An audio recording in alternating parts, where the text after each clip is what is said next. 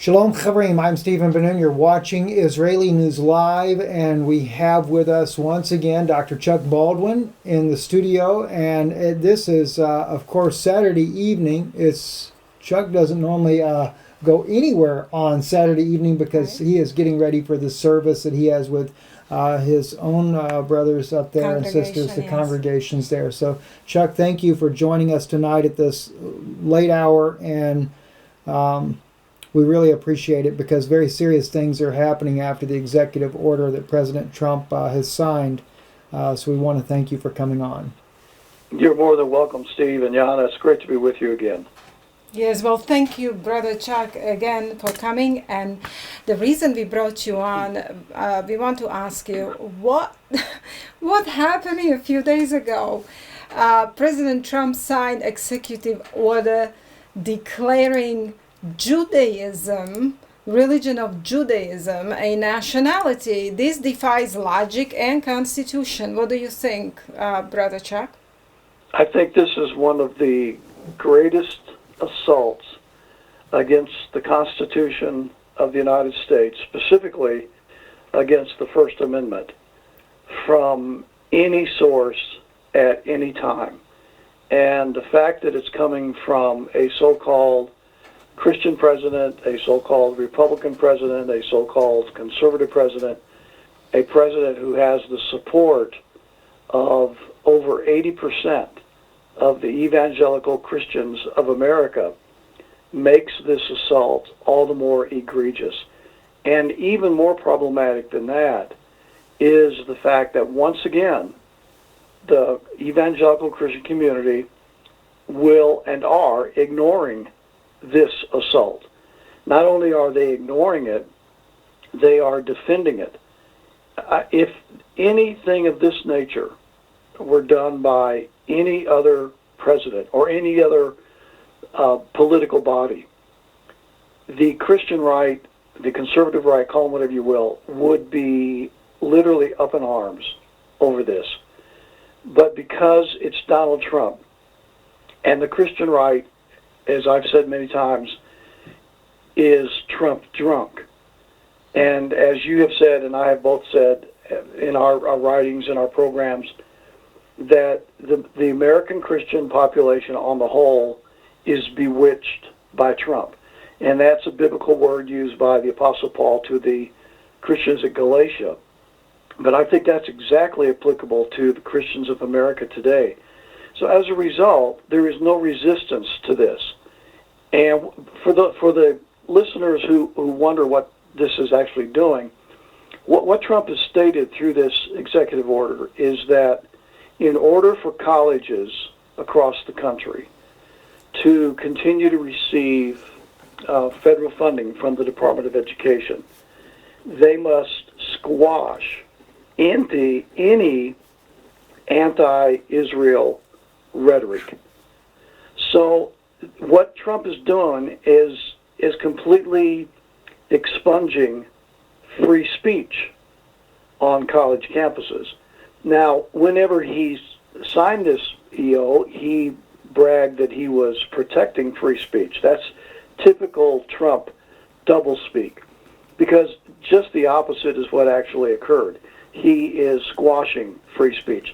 Any faculty member or student in a college classroom setting or in a college setting of any kind that is allowed to criticize the state of Israel, Zionism, the occupation of Gaza, the genocidal treatment of the Palestinian people, including Palestinian Christians, any criticism of Zionism or Israel would automatically deny those college campuses federal funding, which means, of course, free speech is completely squashed in the country. So, this is beyond all the other issues that are involved here. I mean, the idea that you're going to make a religion a nationality. Can you imagine if any president were to say that I designate Christianity to be a nationality. Exactly. Can you imagine what the reaction would be universally? It defies logic, doesn't it? Oh, yeah, it defies constitutional government. It defies natural law. It defies biblical principle. It defies everything that America was based and built on. But the fact is, beyond that element, which is horrific all by itself, is the blatant attack against free speech and the First Amendment of the Constitution of the United States. Now, so if Donald Trump is able to target, and that's what he's done, he has targeted college campuses, denying them their First Amendment freedom of speech with an executive order. And the vast majority of the conservative, Republican, Christian people either completely ignoring it or supporting it. Who can he and who will he target next? Right. You got to think about this in long term, because this is just a first step. This is not a final step. What will be the next group that Trump will target and deny them their First Amendment freedom of speech rights with an executive order? This is Orwellian. I mean, this goes back to all of the books we've read and the stories we've heard about totalitarian regimes and the futuristic, things that we've read about what could happen in the future based upon a growing despotism. And so, the Minority Report, Tom Cruise movie years ago, and 1984 book that was written, and Huxley's Brave New World, and on and on and on. This is a living reality of that. So this is horrific, no matter which way you look at it. That's exactly right. And what's interesting that it came on the college campuses. It seems like they work through education platforms. I would like to remind people that it is an education law, Public Law 10214, the Noahide law, the birthday of Schneerson, that's been ceremonially reminded to all the education, all the campuses and schools every single year. So isn't it interesting, Brother Chuck, that they work through education first? Like I told people, this is like a second phase of Noahide law's implementation. Look, at first they took this Noahide law, Public Law 10214, and they declared that Noahide law is a bedrock of society, and that the United States was based on Noahide laws, which is total lie. Now they're working through education platform and stopping a free speech there. So exactly like you asked, what is next? And then you also said that the students or youth, young people won't be able to speak their mind, their opinions about Zionism, about Palestinians and injustice done there. But since he declared Judaism as a religion and nationality, do you think they will be able to speak against Judaism as a religion, or Talmudism more specifically? Because Judaism is Pharisaism, it's Talmudism. No, I think that's the whole point. Any related subject, Talmudism, Zionism, Judaism, Israel itself, any related topic, the Noahide laws that you just mentioned, any related subject will be affected. In fact, I believe, and I'm confident I'm right about this, that this will even transcend over into pro-Palestinian speech. In other words, people that would support the BDS laws against Zionist Israel because of their mistreatment of the Palestinian people, that will be affected. If you resist the illegal settlements of the West Bank going on by Israel, and which has now been completely justified in law by Donald Trump, you will be affected. So it's not only what you may say against Israel and all related topics, it would be what you would say in support of the Palestinian people. And so I think it's that broad. Right. And it's not limited in scope. This is a very broad scope. And I think when you mentioned the college classrooms, like you did, Yana, I think we have to understand really what's going on here. The younger generation, if you call them the millennials, whatever you want to call them, the college-age young people of today, they may be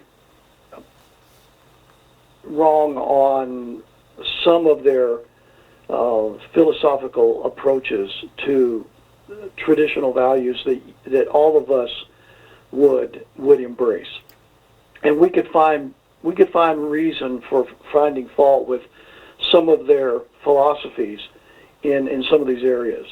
However, when it comes to Israel and the Palestinian conflict, the millennials are right by a large percentage.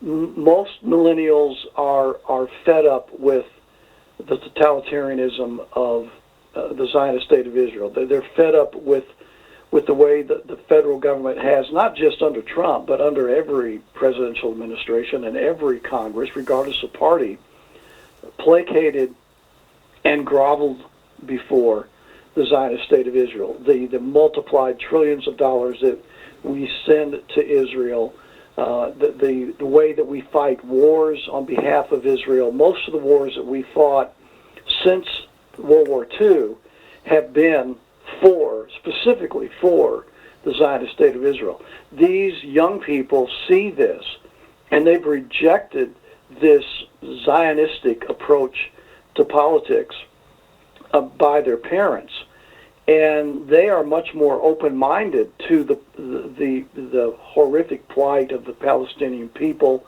They're more open-minded to the atrocities that are being committed by the Zionist Israeli government, and seeing it for what it is. They are much more critical of Zionism. They're much more critical of the apartheid state of Israel. They're much more sympathetic to the Palestinian plight of those people, and so they iterate this on the college campuses, and many of the college professors are likewise becoming more and more sympathetic to the plight of the Palestinians, much more critical of the Zionist Israeli government. And so on the college campuses of America, which of course are going to be the future opinion makers and leaders in our various levels of society, the anti-Zionist and the pro-Palestinian sentiment is growing. This is very concerning to the Zionists and to those that are blind to Zionism and those that are Zionists themselves. And so I think that they are targeting the college campuses from a very strategic perspective. I don't think this is an arbitrary thing. I think this is a very specifically targeted strategic plan on the part of Zionists to squash a potential change in public opinion in the country, because the older generation, as they die out, and most of them are very pro-Zion, pro-Zionist, pro-Israel. As they die out and the younger generation grows up, there could be a massive shift of public opinion within the United States, just strictly from a generational point of view. So I think that they are trying to squash that before it can blossom. I really think this is a strategic move on the part of Zionists. And let's face it, you and I both know, and I hope that more and more of our listeners and our readers are beginning to realize that Donald Trump is a puppet for the Zionists, and he has been from day one. Yes, we very soon we're going to play a little excerpt from a video made by Rabbi who will prove to us that Donald Trump is a president who works for Israel, who works for rabbis, and he works specifically with Chabad rabbis and their religious plans for their Jewish kingdom or this world domination that they're planning.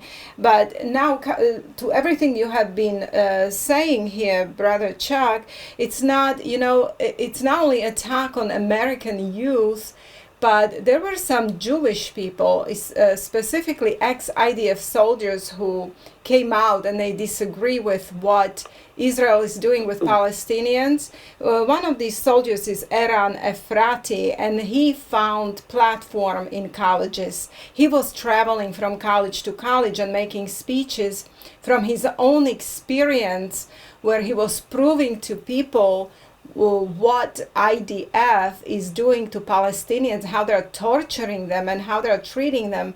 So now even Jewish people who do disagree with the Israeli regime cannot speak. They have no platform in the United States. Wow, that's a great point. And because, we saw Trump's censure of Duke University and the University of North Carolina, a couple months ago? I think that was a shot across the bow to all of the colleges across the country, saying that we are going to stamp out any anti-Zionist, anti-Israel speech on the college campuses. Well, the people at Duke and the University of North Carolina paid no heed to the threat coming from Washington. And they continue to speak out as they have a right to do and always have had. And so whenever Trump and the others saw this, they said, well, we're going to have to do more than talk. We're going to have to put the force of law behind this. And that's what prompted Trump to sign the executive order. So now the university systems across the country are threatened with the loss of federal funding if they are found to be out of compliance with this executive order that Trump's. So, your point is well taken, because many of these college campuses will bring into the classroom and then bring into the student body population for conferences and lectures, etc., people that you just described, people that have a unique position to see the problem in Palestine, who have experienced it firsthand, right, and are willing to relate that information to the students. Well, now they will be forbidden to do that. Exactly. So people can see how extensive this is and how horrific, hopefully they can see how horrific this executive order is. This is monstrous. Exactly. Steve. Dr. Chuck Baldwin, something I wanted to ask you about, and it's more from the perspective, you being a former candidate for President of the United States back in 2008 under the Constitutional Party. But I wanted to get your thoughts on when President Trump, when they came in to do the signing of this executive order here, I thought it was rather peculiar that Vice President Mike Pence and his wife were not part of the walking in with the president, but rather it was Jared Kushner, Ivanka, his daughter, and son-in-law there coming in with a couple of others there, and him and his wife were only invited up a little bit later. What's your thoughts on this, especially in light of the fact that you've actually ran for president of the United States? That's interesting. That's a very interesting observation, Stephen. Very astute. Thank you for pointing that out. Yeah, that protocol there was a huge breach, and I think that my personal opinion is this: what Donald Trump was saying is he wanted the world to see Jared and Ivanka as the second most powerful couple in the United States behind Donald Trump and his wife. I think that's what that was. And as you know, and you have reported on this for quite a while, and I thank you for the tremendous research you've done on this particular subject, because people need to understand that the Kushners are Zionists, hardcore Shabbatist Zionists to the maximum degree. These are the people that go to the grave of the rabbi who founded the Chabad movement, Yes. and pray to him, and obtain what they feel is spiritual power from him. They believe that individual, and you've already mentioned him, it is the Messiah, and Yes. that he will rise from the dead and will rule over not just Israel but also the entire world, that all of the non-Jews of the world will either become Jews or they will die. Right. And he will unite the nations of the world under this Zionist religion. I would even use the word that fanatical.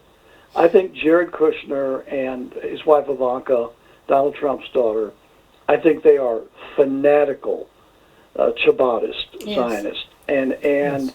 I really believe that much of the policy regarding Israel has been constructed by Jared Kushner.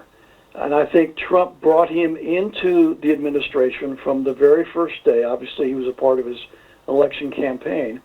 And he brought him into his administration and gave him the single most important advisory role Right. to the president of anyone else in the White House for this purpose. I think that this is a calculated, systematic plan on the part of Trump and Kushner. When you look at Trump's, and you don't have to do a lot of research to discover this. This is not difficult to find.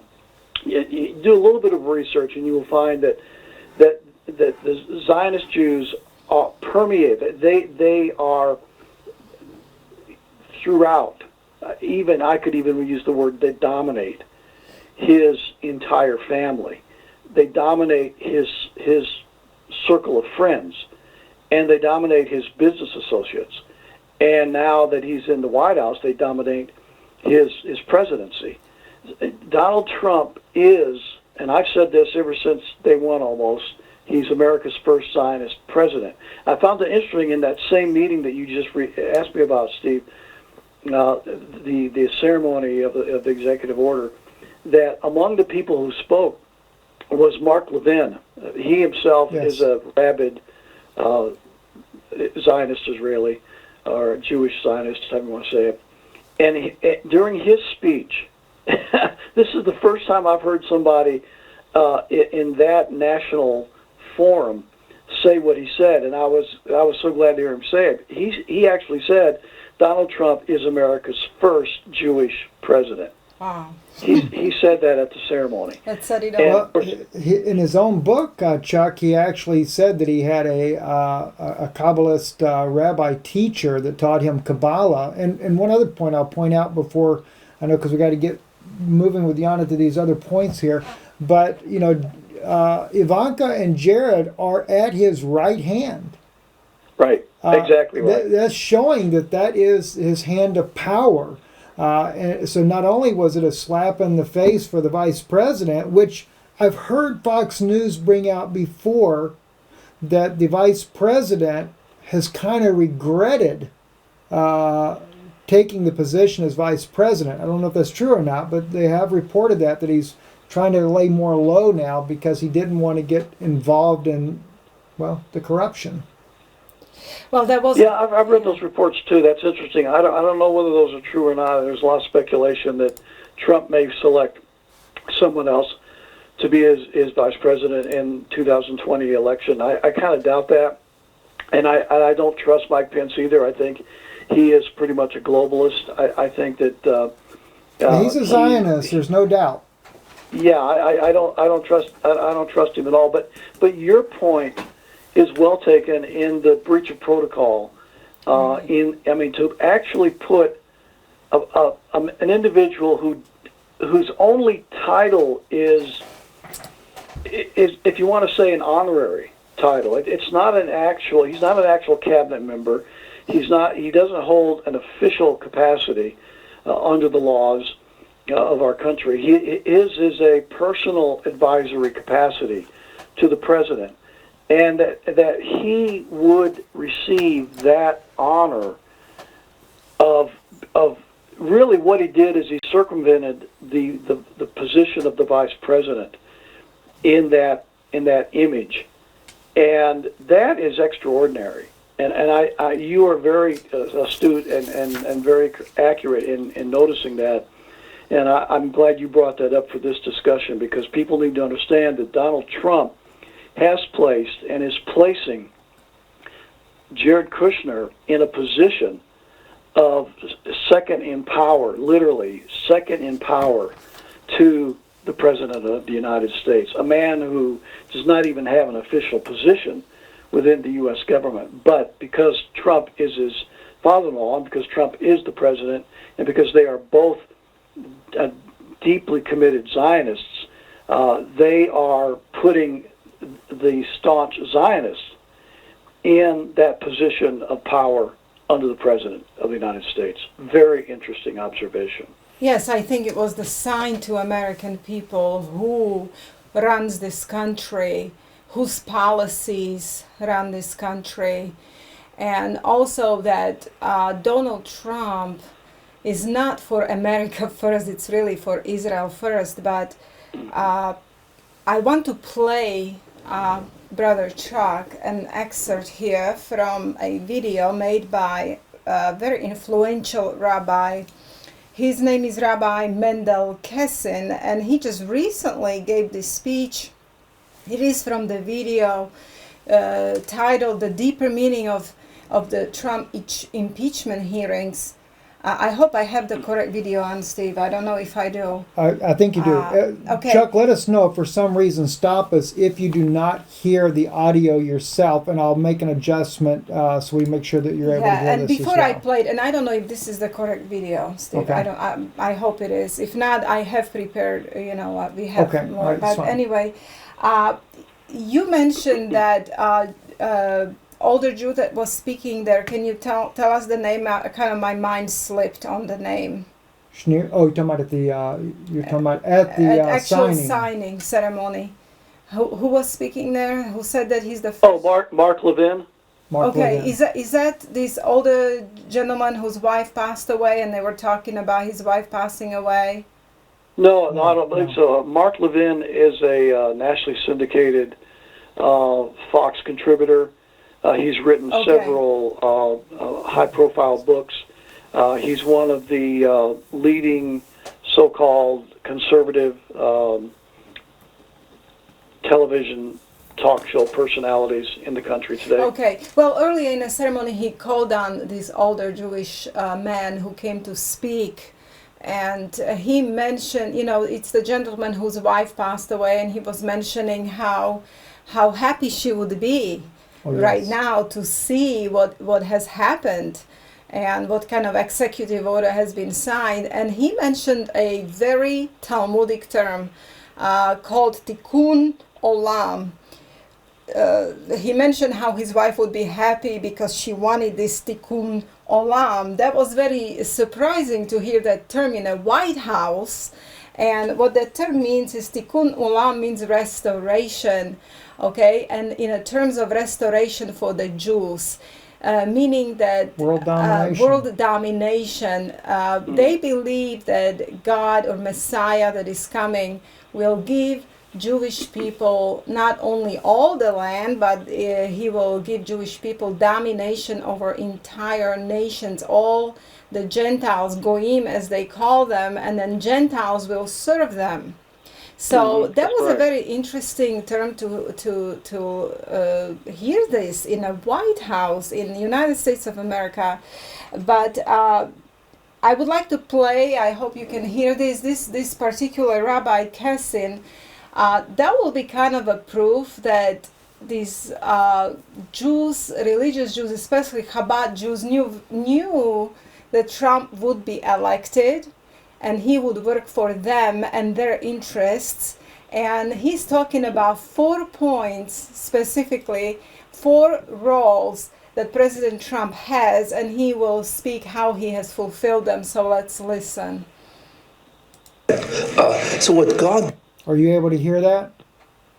No, I'm not. Let me play it again, make sure you can hear him. Did, which is interesting. He changed the form of. You didn't hear that at all, Chuck? No, sir, Steve, I don't hear that. Okay, let me do That's like what I this thought here. will happen. Hang on, I have an idea. I can do it from the different computer.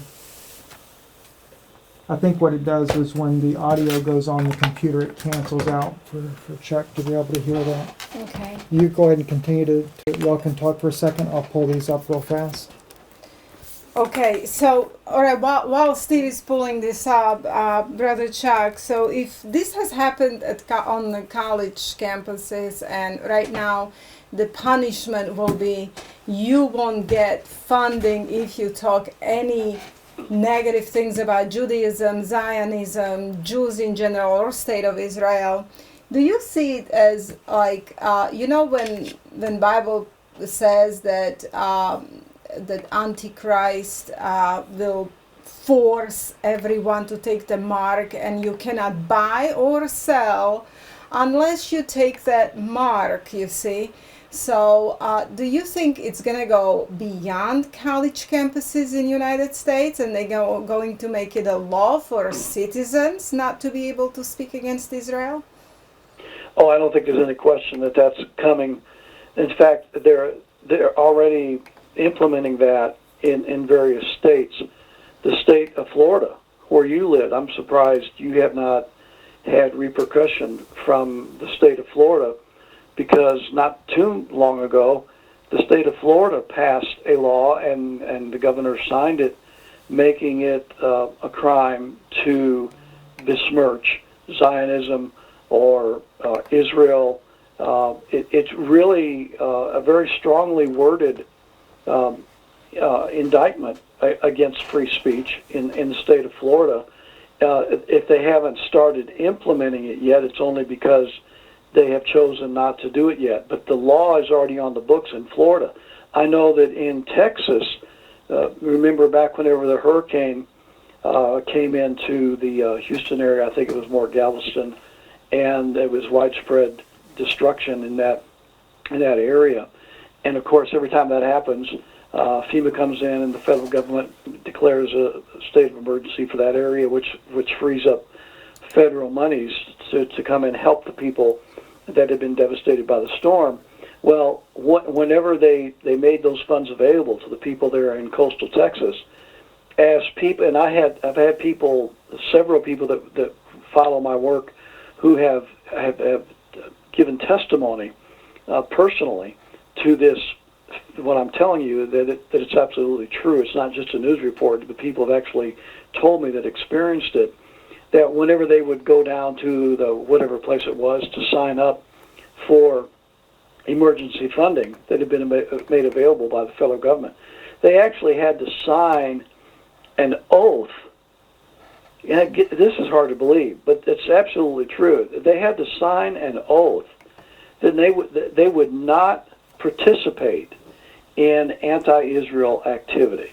They would not support the BDS movement, for example, boycott, divestment, sanctions, etc., against Israel. They had to swear. Basically, what it meant was they had to swear a loyalty oath to Israel before they could receive the emergency funds from the federal government for that natural disaster in coastal Texas. These are citizens of America, citizens of the state of Texas, who have been devastated by a storm, who are receiving federal funds from their own government in Washington, D.C., that are being required to swear a loyalty oath to a foreign nation before they could receive the taxpayer funding from the U.S. government. These kind of things are going on all across the United States. So when you say, is this going to broaden itself beyond the college classroom, there's absolutely no question. This is just the first step.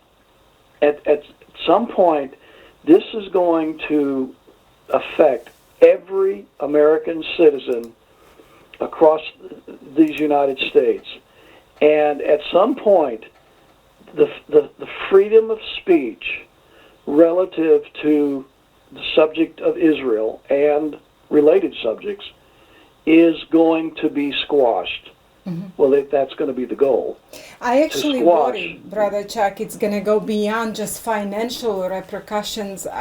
In Europe, it's not only financial, it's criminal. People, if they speak against Israel, they go to jail for several years.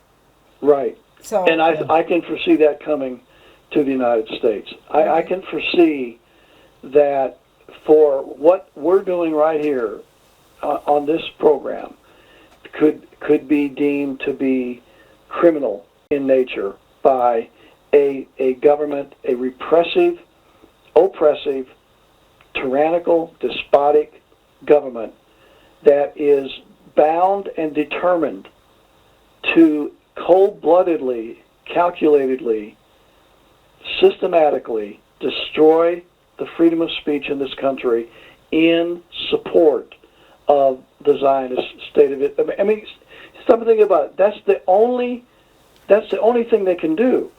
I mean, really think about it. It's the only thing they can do because the facts are not on their side. History's not on their side. Right. The Bible's not on their side. The New Testament is not on their side. exactly. The teachings of our Constitution and our constitutional form of government are not on their side. Natural law is not on their side. The very framework of American society is not on their side.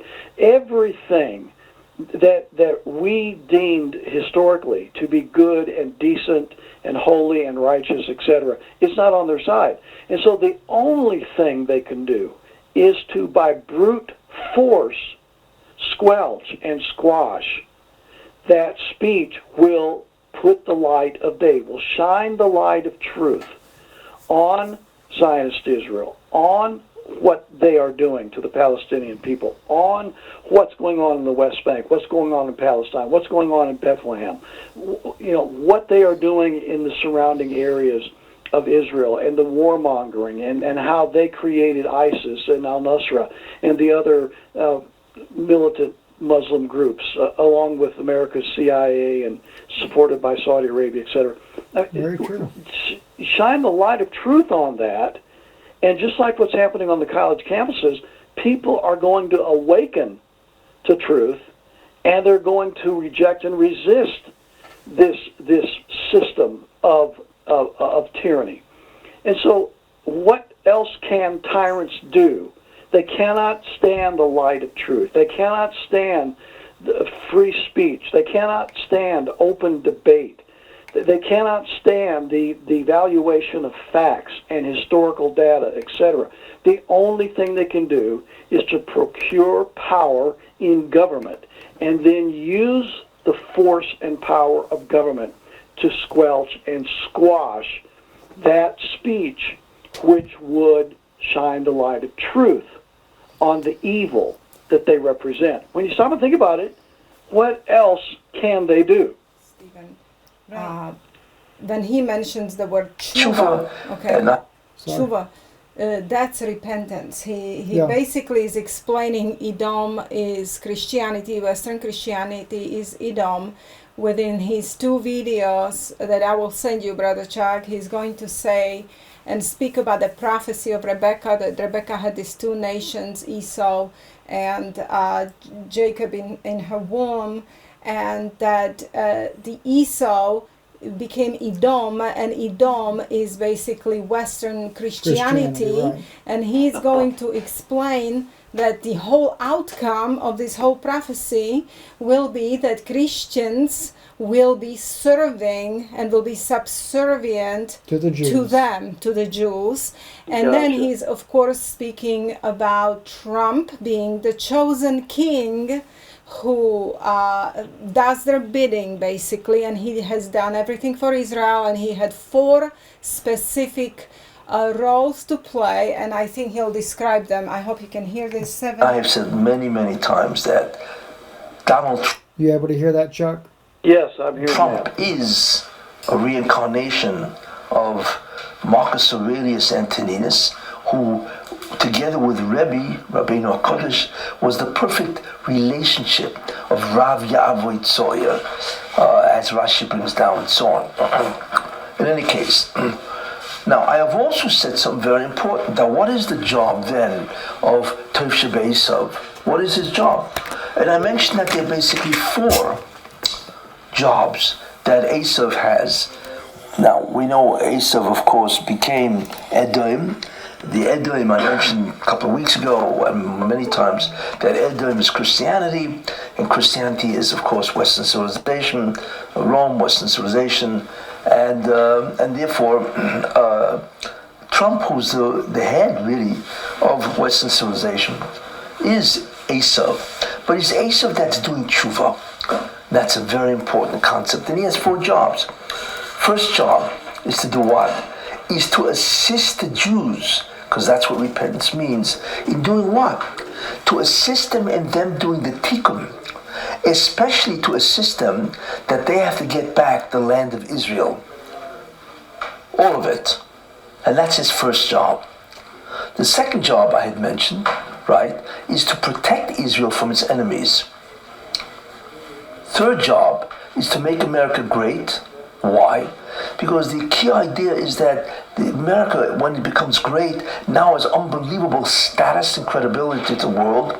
And if they feel very close to the Jews in Israel and so on and so forth, then of course the whole world will want to be close to America. And as a result of that, they will want to become close to Israel. And that's, of course, exactly what's happening.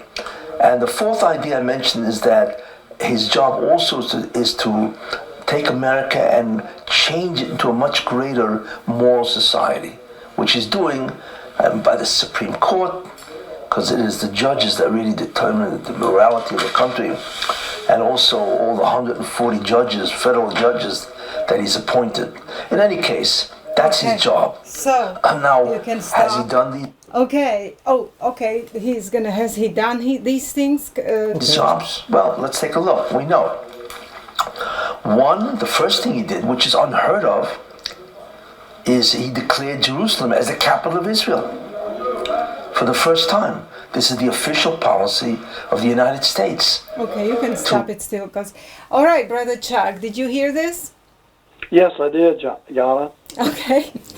So as you can see, 4 roles of Trump, according to Chabad rabbis, okay, he described all these 4 roles. Eventually he's going to say he has done it, and he's going to do it even further. And number 4 was very interesting when he said that supposedly Trump is supposed to change America to a more moral nation through the judges. That's a language of Noahide laws. So that worried me a little bit, because, as you know, one of the 7 Noahide laws is to install judges that are going to make sure that people to bring about the moral Noahide code across the nation. So that language was very, very Chabad-like, Noahide laws-like. So what do you think about this speech? Yeah, I caught that observation from you when you talked about the judges, and of course you're exactly right. Well, I think your analysis is correct. You know, this is a very open and public admission that Donald Trump is a puppet for the Jihadist Zionist Jews, and that the agenda of the Trump administration is to make Israel the great power of the world, and that he's using the power of the United States in order to empower Zionist Israel. And I think that what that shows is the confidence that they have that their plan is succeeding, and the American Christian population has been so bewitched and deceived by Trump that they are affording no opposition. And when you stop and think about it, if the Christians of America do not oppose evil such as this, then there will be no opposition to speak of. So once you silence the opposition from the Christians of America, you have pretty much squashed all opposition altogether. And they are looking at 80+% of the evangelical Christians of America supporting Trump, defending him, no matter what he does, no matter what he says. They see Trump as unstoppable at this point. And I don't think that there's anything politically on the horizon to suggest that Trump is going to lose the 2020 election. The impeachment will go through the House of Representatives, and of course the Republican Senate will absolve Trump, just like the the Republican Senate absolved Bill Clinton in his impeachment years ago. But all this is doing politically is making Trump stronger for the general election. I've said this from the beginning. The impeachment process is a political strategy to ensure that Donald Trump wins in 2020. Without the impeachment, I think it would be 50-50, especially if Joe Biden were to become the Democrat nominee. There would be a 50-50 chance that Trump would not win re-election. But with the impeachment, then I think it's a slam dunk that Trump will win the election in 2020. I think these rabbis and these Sanhedrin Jews and the Zionist Habbatists, etc., I think they see this. They're very intelligent, very smart people. They've been involved in Western politics ever since the State of Israel came into existence in 1948. They've been, dare I say, manipulating American politics. They've been manipulating Congress. Benjamin Netanyahu has publicly, well, it became public. It said in private discussion that was videotaped that the United States can be turned to do the will of Israel easily. So this has been something that the Zionists have been very adept at ever since its creation in 1948. So here they are with the first Zionist president. Here they are with the Zionist powerhouse, with the Kushners and the Jewish mafia and all of the power of Zionists behind Donald Trump, including the trillions of dollars that are made available to this movement. And they're looking into the near future. They're looking into the fall elections in 2020, and they know Trump is going to win. They have succeeded. They have manipulated the American people. They have silenced the Christians of America. There's nothing to stand in their way. And I mean, this to me, from this rabbi to say what he did publicly like this, openly, without fear, shows me that they are extremely confident that their plan is not only working, but that it will win. And so I think that's what that video proves to me. Yes, and what is interesting that these Zionist Christians, speak of Judeo-Christian values. Never mind, Judeo-Christian term is an oxymoron term. Because Judaism is not a root of true Christianity. Judaism is Pharisaism, it's Talmudism. Its books are Talmud, Zohar, and Jewish mysticism called Kabbalah, right? And so there is no Judaic roots. Judaism is a false Pharisaic religion that was in a direct opposition of Christ. And if you listen to both videos that I'll send you by this Rabbi Kessin, he's going to describe Christianity as their enemy, as their biggest enemy. So these Christians who say they believe Jesus Christ, but they still stand for Zionism, I believe they are assisting their own demise, and then they're assisting persecution of their brothers and sisters in Christ. And they might wake up, but it will be too late. But one thing yes. too, Yana, that a lot of Christians are not taken into very serious consideration, and this is something you know full well yourself. The true Edomite of today is through the Pharisaic.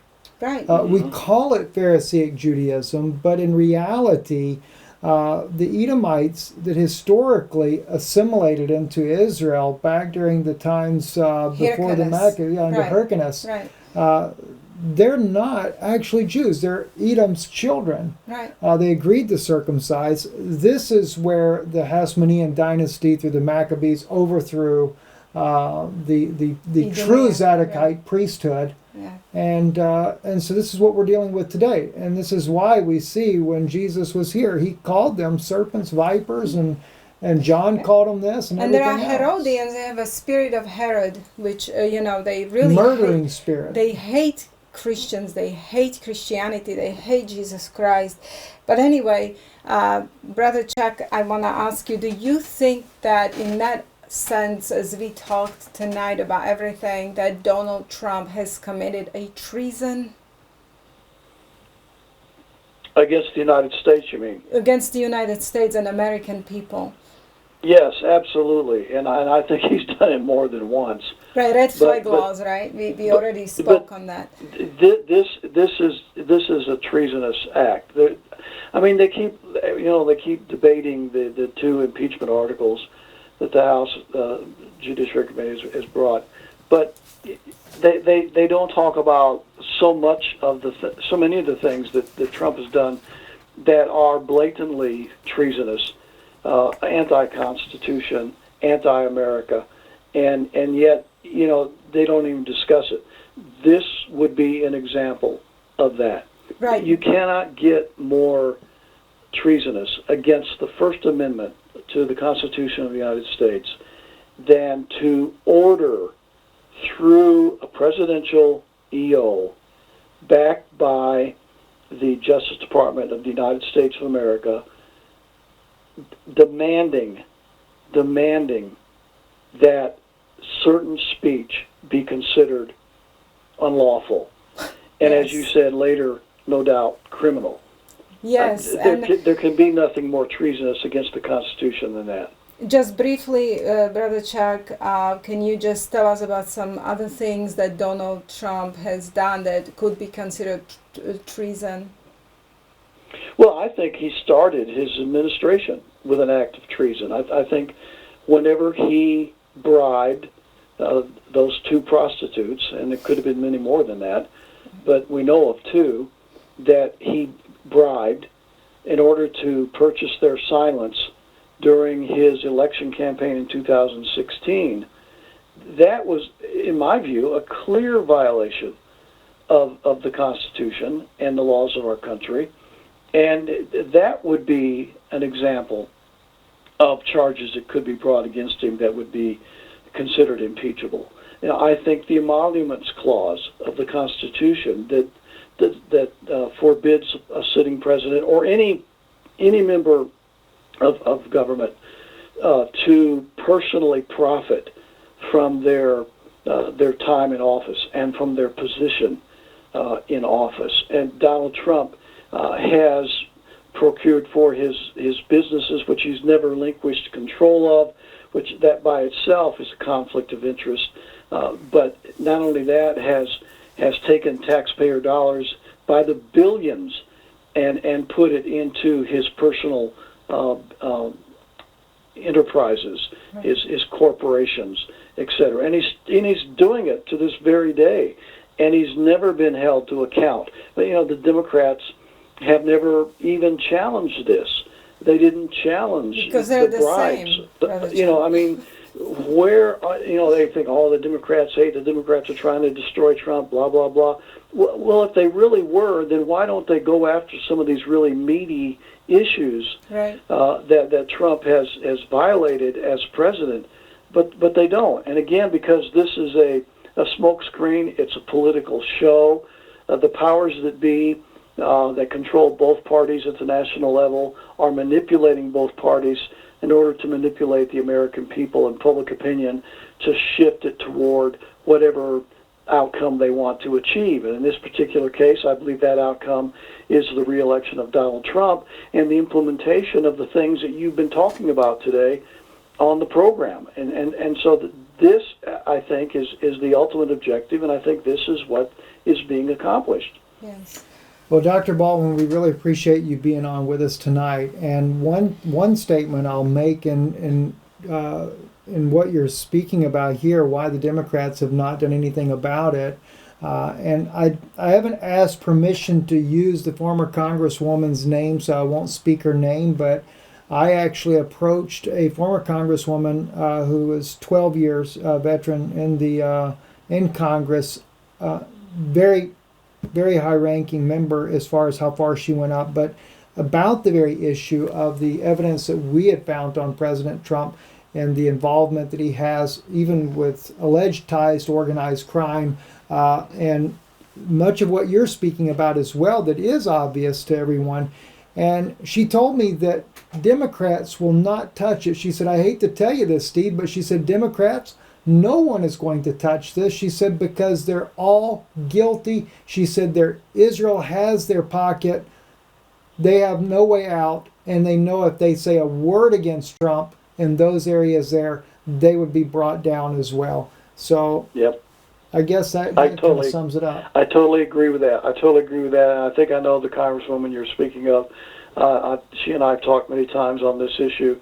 She's told me the exact same things that you just iterated, and that's exactly right. When you look at the amounts of money that are pouring into the candidacies and the reelection efforts of both Democrats and Republicans, coming from the Zionist cabal, you realize that both parties, for the most part, there's exceptions here and there, but for the most part, both parties are controlled by Zionist Israel. The Israeli lobby is the strongest, most powerful lobby in Washington, D.C. There's more dollars that pour through the Israeli lobby into Washington than probably, and this is a guesstimation, but I think it's a pretty close one, probably all the other lobbies put together.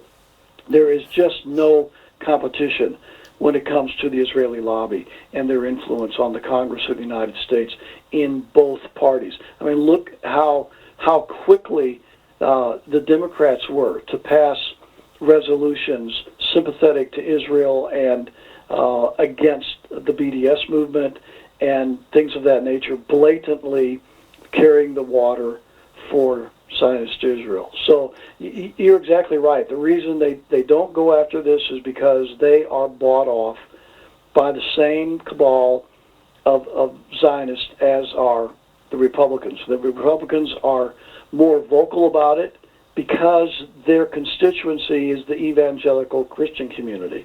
And the evangelical Christian community is the most easily duped when it comes to all things Israel. And so they allow the Republicans to carry the ball publicly on this issue. But if anything comes up or doesn't come up relative to Israel, the Democrats will be sure that they cover the bases for Zionism just as much as the Republicans will. So your analysis on that and the Congresswoman's analysis is absolutely accurate. Thank you so much, Brother Chuck. Dr. Chuck Baldwin Live, you can visit his website, chuckbaldwinlive.com. Chuck, you've also got another website. I always forget the name of the other one. What's the name of your other website? LibertyFellowshipMontana.com. That would be LibertyFellowshipMT.com. LibertyFellowshipMT.com. ChuckBaldwinLive.com is my personal website. And, of course, I'm on Facebook as well. If you go to Facebook, Chuck Baldwin MT, Chuck Baldwin MT, Montana, Chuck Baldwin MT is the Facebook address. In fact, it's interesting that we're talking about this tonight because I wrote about this in my latest Facebook post. In fact, it starts out, I've said repeatedly that Donald Trump is America's first Zionist president, and Trump actions continue to prove that statement true. Trump's latest attack against the Constitution, specifically the First Amendment, is just his latest sellout to Israel. I say it straight out, Donald Trump is not trying to make America great, he's trying to make Israel great. And I go on to talk about this very subject. So I wrote that on December the 11th, and so I encourage people to go to my Facebook page as well as my website, chuckbaldwinlive.com, and the fellowship here at Kalispell, Montana, where I preach every Sunday afternoon, LibertyFellowshipMT.com. Sounds great. Thank you so much, Chuck, for joining us today. In the link, the description below, you'll find the websites there for Dr. Chuck Baldwin, as well as his Facebook page. And also, we will start including more of Chuck's posts and writings over on Israeli News Live on our Facebook page there. And some of the links we'll add in our website so that you can follow this. I know many of you already do, and because we get the messages back from the people saying, "Steve, have you listened to Chuck's latest message?" Know, and I do. I just love it. And we do, and we travel a lot, and we listen while we travel, Chuck. Yes, But thank you so much for coming on tonight. It was an emergency call, and then you answered it, and thank you so much for speaking up for truth and the gospel. Well, you're welcome, and I think very highly of both of you and what you were doing, and so I'm glad I could help you this evening, and God bless you for what you're doing. I pray God's protection and blessing upon you. Thank you, my brother. Thank God bless you and your family and those you love. Thank you guys for watching Erev Tov, and we will be talking to you again. Also, by the way, don't forget, tune in to Danun Institute. We are loading up a new video over there. I am dealing with Melchizedek because of the unfortunate false teachings that we're seeing going on out there right now about that. So anyway, blessings to you all for watching, and thank you. Good night.